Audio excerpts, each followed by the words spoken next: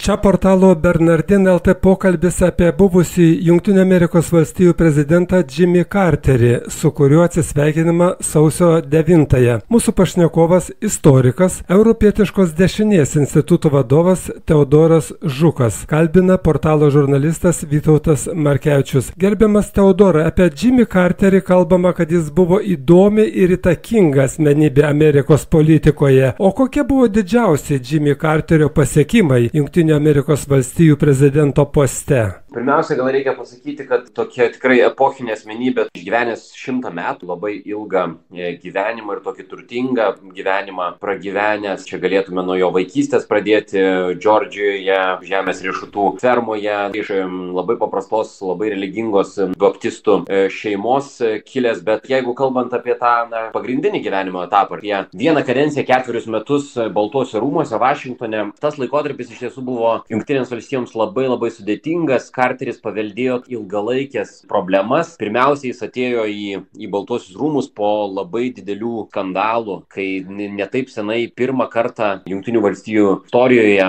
prezidentas Richardas Nixonas pats atsistatydino po Watergate'o skandalo, po to jo viceprezidentas Geraldas Fordas tapo prezidentu. Na ir kartu be abejo kitas labai didelė žaizda JAV visuomenėje ir užsienio politikoje ir vidaus politikoje, tai buvo Vietnamo karas. Ir jis ką tik buvo pasibaigęs su paprasčiausiai didžiuliu milžinišku Jungtinių valstijų pralaimėjimu. Jimmy Carteris 76 metais laimi prezidento rinkimus, 77-ais prisiekia ir tampa 39-ojo Jungtinių Amerikos valstijų prezidentu. Na, jeigu labai trumpai apie pagrindinius laimėjimus, pasiekimus, sakyčiau, kad pirmiausia, Camp Davido susitarimai, kurie jau nekartą buvo čia artikuliuoti per šitą visą savaitę po prezidento mirties, tie susitarimai, kurie šiandieną mums dar vis aktualesni yra dėl aktualumo vidurinių rytų konflikto ir tai, kad Jimmy Carteris Camp Davide, toje privačioje rezidencijoje Jungtinėse valstijose, susodino Egipto prezidentą Sadarą ir be abejo Izraelio premjerą Beginą ir jie 14 dienų iš dieną naktį su patarėjais kalbėjosi ir tarėsi, kaip išspręsti praktiškai amžiną, ar ne, Izraelio ir tų valstybių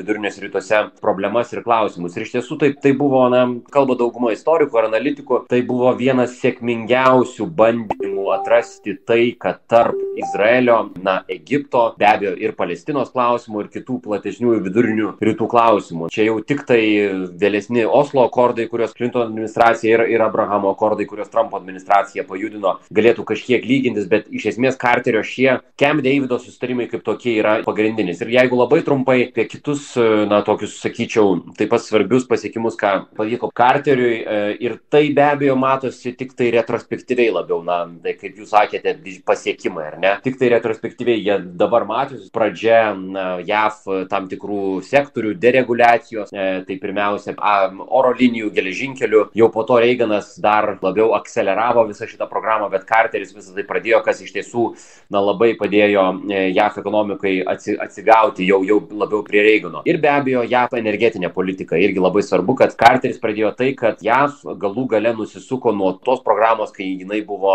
didžiulė naftos produktų importuotoja ir po truputį tapo eksportuotoja. Tai irgi davė didelę nepriklausomybę JAV, o šiandien be abejo tai yra vienas iš svarbiausių, sakykime, raumenų Jungtinių valstijų pasaulinės galios. Kokios Carterio iniciatyvos turėjo ilgalaikį poveikį Jungtinių Amerikos valstijų politikoje? Labiausiai mums reikėtų kalbėti apie tai, kad visgi šaltasis karas, ar ne, šaltojo karo įkarščių Carteris buvo prezidentu ir mes turėtume kalbėti apie tai, ką Carteris užsiėmė, aš sakyčiau, Sovietų Sąjungos moralinių delegitimavimu. Kalbėdamas apie žmogaus teisės kaip tokias, apie jų fundamentalumą, apie žmogaus orumo užtikrinimo reikšmę, jis padėjo pagrindus, kurie galų gale labai svarbus buvo ir jau Reigano administracijoje, ir tam tikrą prasme ir Bušo vyresniojo administracijoje, išjudinant, išklibinant Sovietų Sąjungą kaip tokią, padedant pagrindus jos žlugimui. Bet kartu reikia mums kalbėti ir apie Carterio postprezidentavimo visą laikotarpį. Jis yra laikomas sėkmingiausių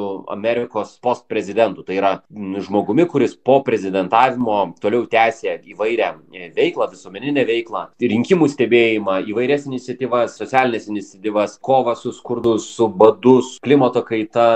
2002 metais Nobelio taikos premija apdovanotas, kaip žinia, medijavimai įvairūs, moderavimai konfliktų, buvo vienas aktyviausių prezidentų. Šia prasme, Carterio tas ilgalaikiškumas čia ir yra, mano galva, tokio tiesų viso gyvenimo atidavimo atsidavimo visuomeniniai tarnystei be abejo. Daug be abejo ir iššūkių turėjo jo administracija ir klaidų, kurios yra aiškiai įvardyjamos, bet tas moralumo atnešimas ir sugrąžinimas gal tam tikrą prasme į Jungtinių valstijų užsienio politiką buvo labai svarbus aspektas, kuris prisidėjo jau po to galų gale prie Sovietų Sąjungos viso to tokio, sakykime, priežasčių rinkinio, kuris sudarė Sovietų Sąjungos žlugimą, ar ne, tai pirmiausia jos invazija į Afganistaną, struktūrinės Sovietų Sąjungos ekonominės problemos ir be abejo, tas delegitimumas Sovietų Sąjungos, kai Karteris į Baltuosius rūmus, pirmasis prezidentas, kuris atvirai kvietė Sovietų Sąjungos disidentus, atvirai bendravo su Sacharovu, su kitais, tais žymiaisiais Sovietų Sąjungos disidentais, ir taip tikrai prisidėjo prie Sovietų Sąjungos žlugimo ir prie Jungtinių valstijų pergalės šaltajame kare, o galim sakyti tam tikrą prasme ir prie visos rytų Europos išsilaisvinimo. Tai buvo portalo Bernardin LT pokalbis apie buvusį Jungtinių Amerikos valstijų prezidentą Jimmy Carterį, su kuriuo atsisveikinama sausio 9-ąją.